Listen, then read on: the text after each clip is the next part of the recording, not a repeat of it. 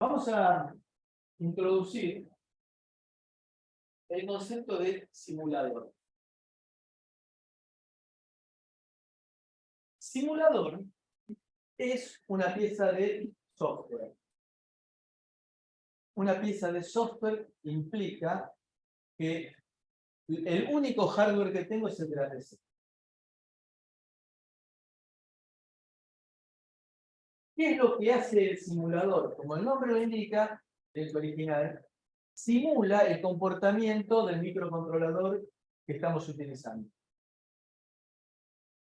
Entonces, se presume que la instrucción add R1, R2, R3 lo que hace es sumar R3 más, esto lo vamos a ver más R3 más R2 y me lo guarda en el R2. Entonces, el software del simulador lo que va a hacer es tomar el valor del registro R3, en la PC le suma el valor de R2 y lo guarda en R1. ¿Qué son R3, R2 y R1 en un simulador? Posiciones de memoria. ¿De quién? De la PC. Recuerden, no tengo ningún hardware de micro conectado. ¿Para qué voy a usar entonces un simulador si no tengo el hardware? Lo que tienen de bueno los simuladores es que como son piezas de software, me permiten a mí meterme en el detalle, por ejemplo, en un bucle complicado, meterme y analizarlo paso por paso sin tener el hardware.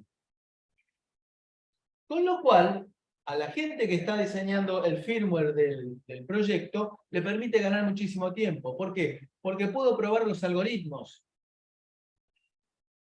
Tengo cosas piolas como, por ejemplo, supónganse que tengo que hacer un bucle, un loop, lo tengo que hacer 200.000 veces. ¿Qué voy a hacer? ¿Ejecutarla 200.000 veces? Se supone que tengo un contador en el loop. Bueno, agarro, me paro, modifico el contador ese que tengo en el loop, lo arranqué con 200.000, llegué a 199.999, veo que ahí anda bien, 199.928, bien. ¿Qué paso? A 3. 3, 2, 1, 0, a ver si funciona bien y sale bien. Eso me lo permite hacer el simulador.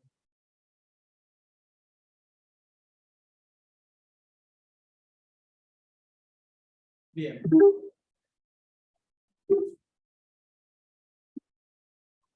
Bueno, el Keil es el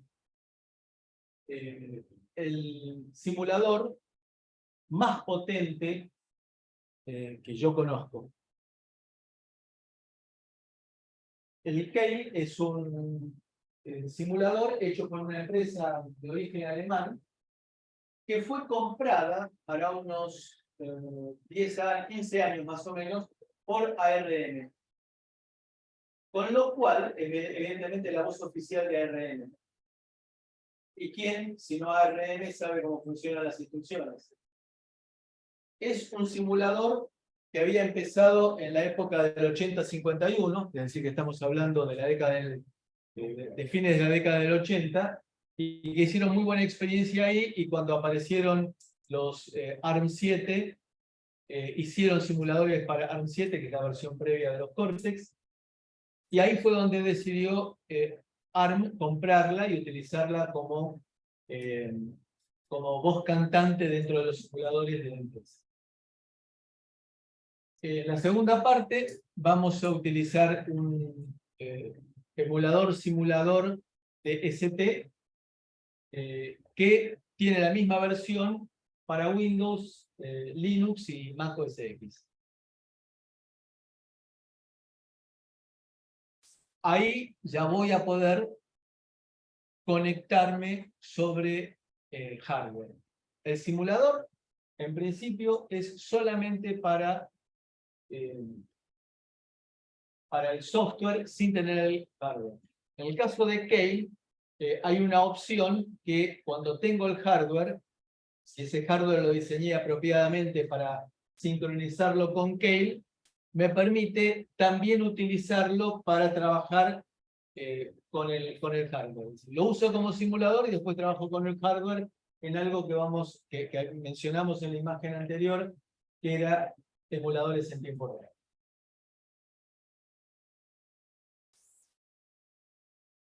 ¿Qué es lo que me muestra, por ejemplo, en el caso del Kale?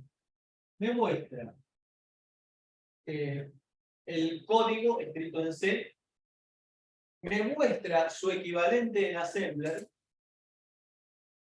me muestra los registros, me muestra periféricos. Un periférico que puede ser puerto de entrada-salida, que puede ser comunicación serie y que puede ser temporizador. Insisto, esto es puro software que corre en la PC.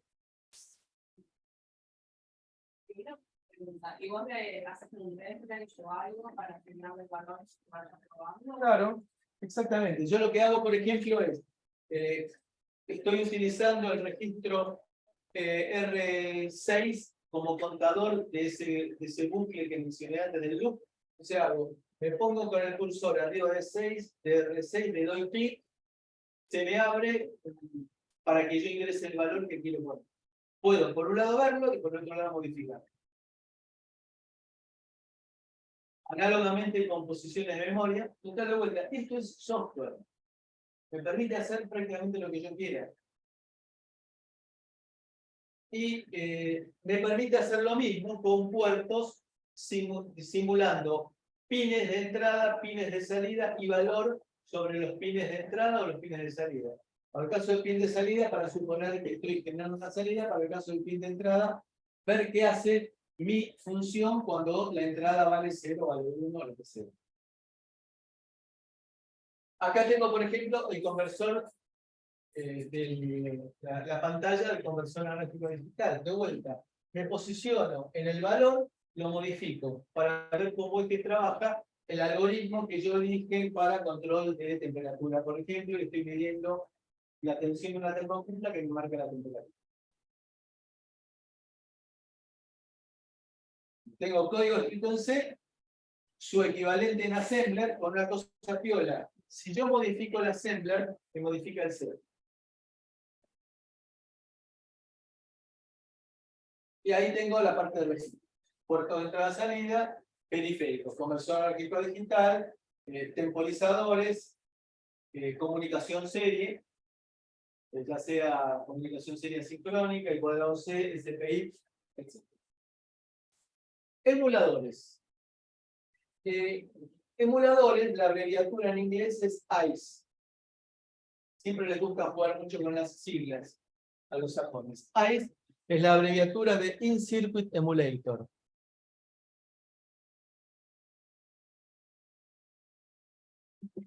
In-Circuit Emulator quiere significar de que ahora tengo el hardware sobre el cual voy a poder probar. ¿Por qué es importante recalcar que tengo el hardware sobre el cual voy a probar? Supónganse que estoy haciendo un sistema de control. En ese sistema de control tengo que manejar una contactora de 100 amperes que me arranca un motor trifásico, por decir una cosa. Entonces, en el simulador, yo genero un pulso de 10 microsegundos para activar la contactora y en el simulador anda bien. Veo que se genera el pulso de 10 microsegundos y baja. ¿Está bien eso? ¿Qué hace una contactora de 100 amperes con un pulso de 10 microsegundos? Se saca la caja. No hace nada. El simulador es bárbaro porque me permite depurar algoritmos complejos, porque me puedo meter bien adentro del micro, bien adentro de la memoria para estar chusmeando cómo está cambiando una variable, cómo que en algún punto se me produce un overflow y no me di cuenta por qué, o por qué motivo se me perdió un puntero a memoria. Cuando incorporo el hardware, ya ahí me doy cuenta que la función que tenía con un pulso de 10 microsegundos no me sirve para nada. Entonces, ¿es necesario? ¿El simulador es necesario? Sí. En general, hoy en día la tendencia es simular todo. La parte mecánica de los proyectos, la parte de interacción de los proyectos, me conviene utilizar simuladores de distinto tipo. Nosotros tenemos el Dollcade, que es gratuito. Después, si quiero hacer otro tipo de cosas, tener mucho tamaño de memoria, ahí tendré que tener una versión paga, pero en la versión básica puedo hacer la mayor parte de cosas que se me ocurran. Los simuladores requieren hardware externo porque estamos vinculando la PC, que va a ser nuestra herramienta de trabajo, la voy a estar vinculando con el hardware externo. Entonces, en los simuladores, lo que solía haber era un cordón umbilical, este que ustedes ven acá, un cable plano, y acá tengo un módulo que reemplaza al micro, por lo cual el micro, lo que voy a tener, en lugar de micro soldado, lo que voy a tener es un zócalo. Entonces, cuando quiero trabajar con el emulador, saco el micro, pongo el emulador, lo reemplazo al microcontrolador por los pines que tiene en la parte de abajo esa plaquita que están pensados, por supuesto, para insertarse en el lugar del zócalo donde estaba el microcontrolador antes.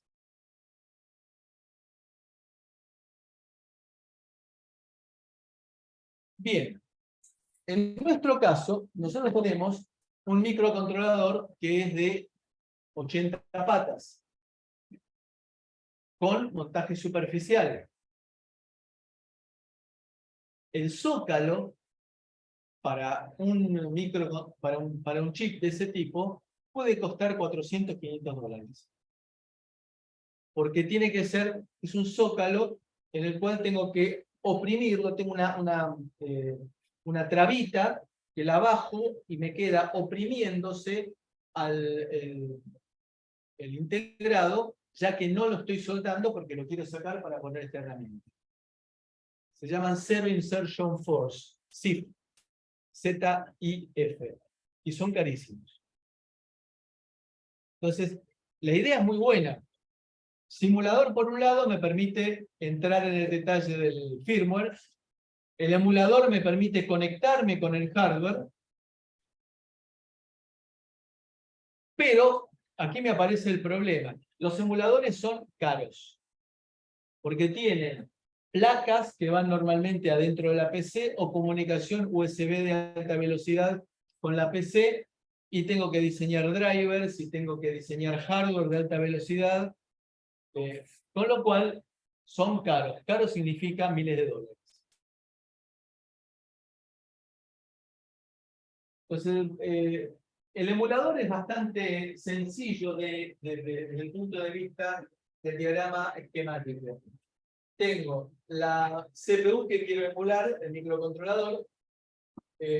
Voy a tener una memoria en la cual voy a ir guardando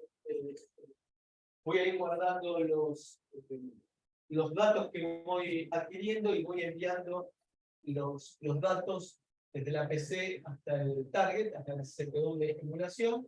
Entonces todo queda esta parte es la parte de control que va en esa cajita que vimos nosotros, que es una lógica de alta velocidad.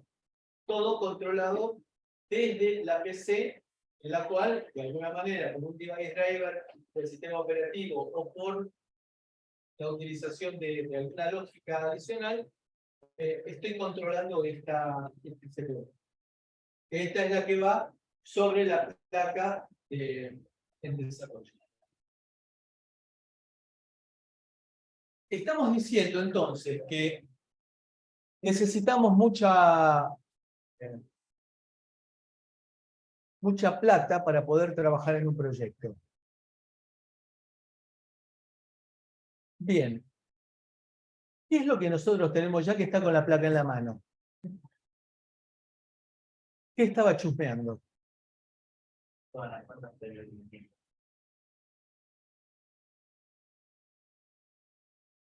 Bien. ¿Puedo hacer una barra?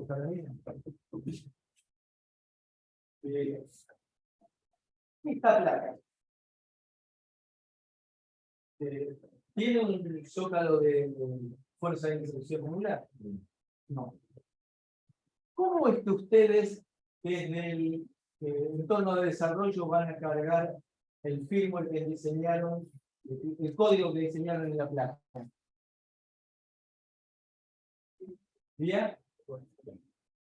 Vía USB. ¿Y cómo hago entonces para enviar por USB y que reciba USB?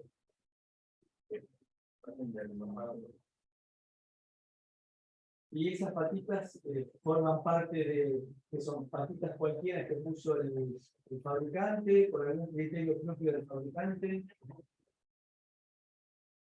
Es caro.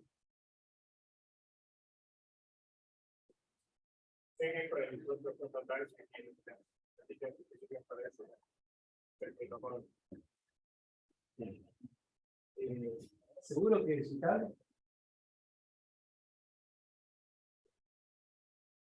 Bueno, ¿cuál es la idea?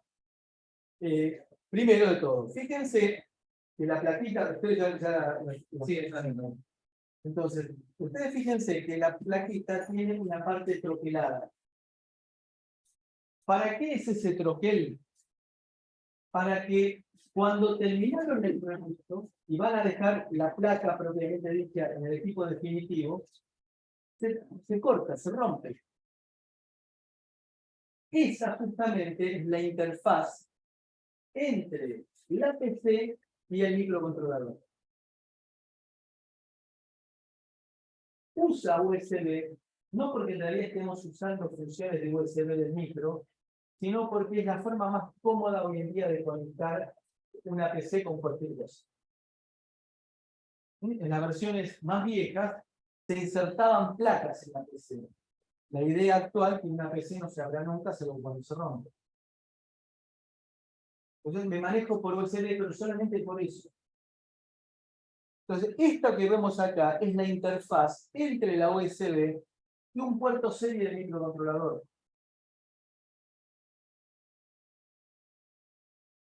¿Cuál es el costo de esto? Evidentemente es menos de $25. De $25 es el de la placa. Entonces, nada que ver con los miles de dólares que estuvimos hablando.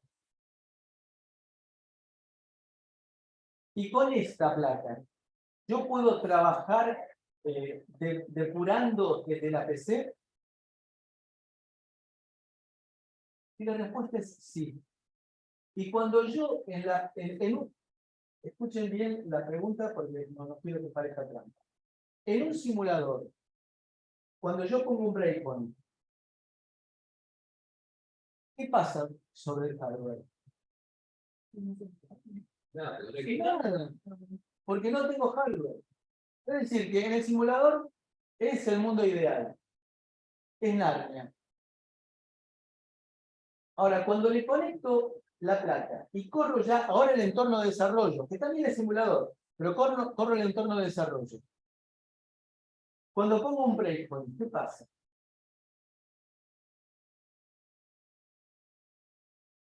Cuando le digo run en el simulador, ¿qué pasa?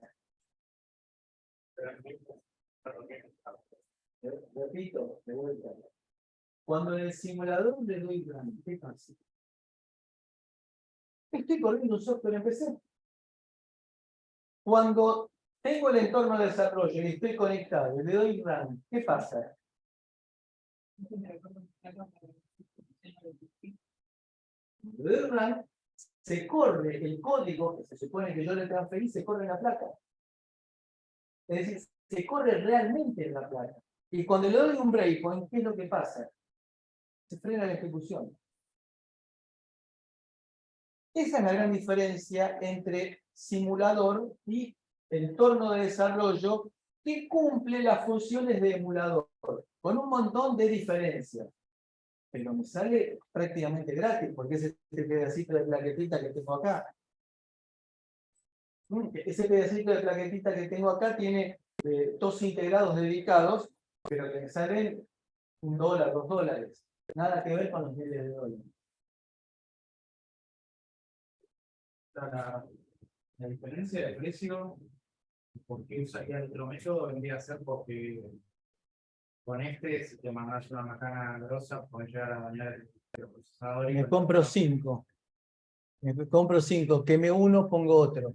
Pero nada que ver con lo que me cuesta los miles de dólares de un emulador. Por eso, pero el emulador se usa Hoy en día no, lo hemos reemplazado. Para que ustedes tengan una idea, yo trabajaba en una dependencia de la Universidad Tecnológica que tuvimos la desgracia de que se detectó una fuga de gas. Con lo cual, cortaron el gas en todo el edificio. Con lo cual, en un edificio que no estaba pensado para eso, el invierno era duro. Entonces, yo había dejado un emulador que había de uno de los primeros microprocesadores de 80-88, que era un emulador que tendría 60 centímetros por 50 por 30 centímetros y que consumía 1 kilowatt. Entonces yo vivía en Castelar, llamaba por teléfono a la secretaría y le decía, Herminda, una mujer española maravillosa, le decía, Herminda, salgo para allá. Yo sabía que tenía que ir al primer piso, abrir, levantar una térmica y cuando yo venía estaba más o menos en temperatura. Porque 1 kilowatt es una linda estufa. Y aparte con ventilador, es decir que hacía las veces de turbo. Evidentemente, eso era un pedazo de hardware que costaba $5.000, $5.000 de la década del 90. Nosotros estamos encarando la cosa de otro punto de vista totalmente distinto. Cuando no, el IEEE metió una norma, que es la IEEE 1149, que también se la llama GITAR. ¿Qué es esta norma? La idea esta de tener el cordón umbilical con el reemplazo del microcontrolador o lo que fuera que tenía en el otro extremo, iba bien cuando tenía microcontroladores que trabajaban a 5 MHz. ¿Ustedes se imaginan que hoy en día, en que un microprocesador de una PC corre a 3 GHz, cuando le meto un cable plano de 5 centímetros es una antena? Es decir, que el método se va al cuerno.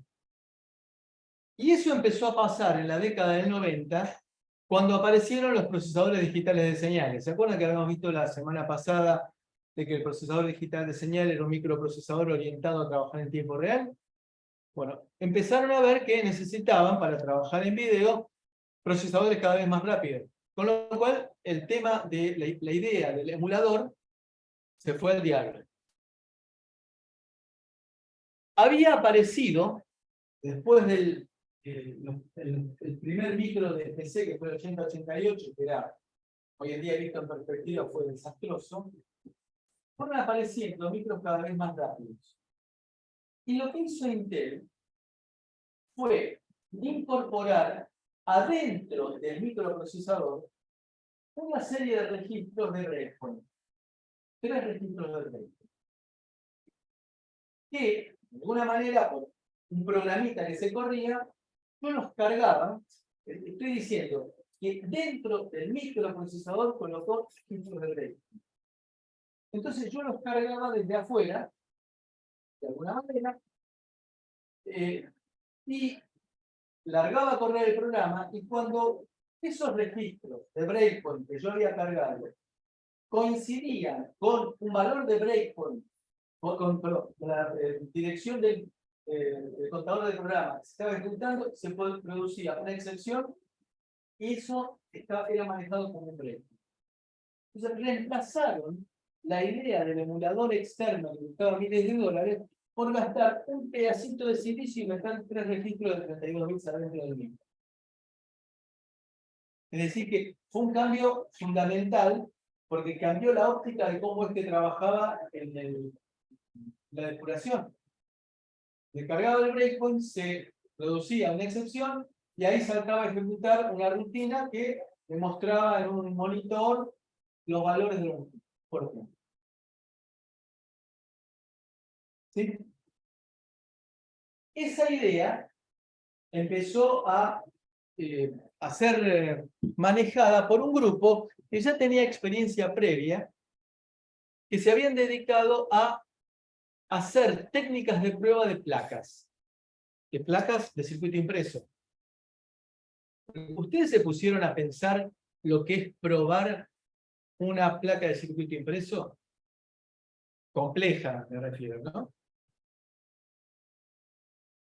Es un tema bastante complicado porque lo primero, bueno, vamos a verlo en historia. Entonces, a fines de la década del 90 empezó a tallar el ITP con esta norma 1149. Vamos a ver un poco la historia de cómo viene. El GTAG es el Joint Test Action Group. Tiene un conjunto de particularidades, se maneja por un reducido número de patitas, se trabaja en forma serie, vamos a ver cómo es esto, y se pueden conectar en cascada varios dispositivos. Las señales de clock, de entrada de datos, salida de datos, selección del modo de trabajo, invertir el clock y reset. ¿Cómo es el uso del GTAG? Bueno, hoy en día el GTAG es tener una placa, esta es una placa justamente de Keil, diseñada por Keil, en la cual hay un conector diseñado específicamente para conectar con esta caja, que es una caja de buffers inteligentes, y me va al puerto USB. ¿Cuánto cuesta esta caja? $100.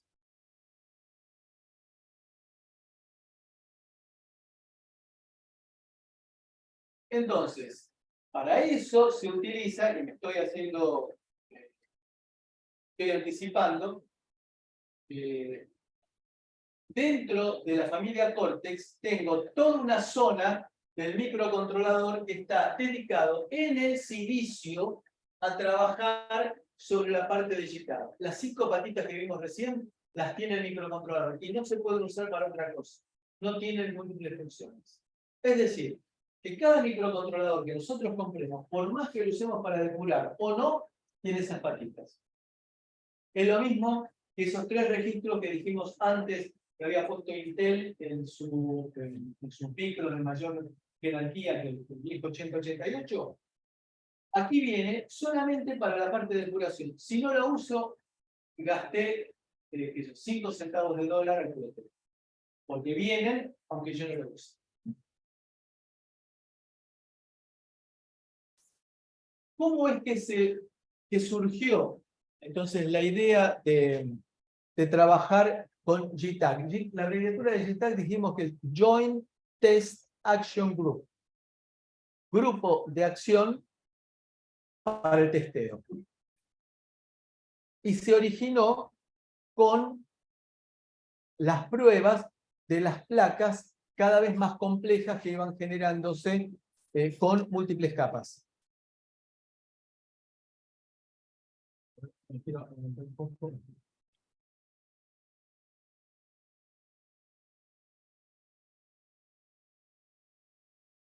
Entonces, en resumen, y vamos a tomar un café. En resumen, simuladores, emuladores, salté una de lo que aparecía ahí, que eran programas monitores que sepan que existió en algún momento, que era ponerle adentro del programa un monitor que se encargaba de comunicarse con el exterior y recibir instrucciones por línea serie, ejecutar algo, sacar datos por línea serie. Hoy en día, con todo esto que nosotros tenemos, no se justifica, pero sepan que existió.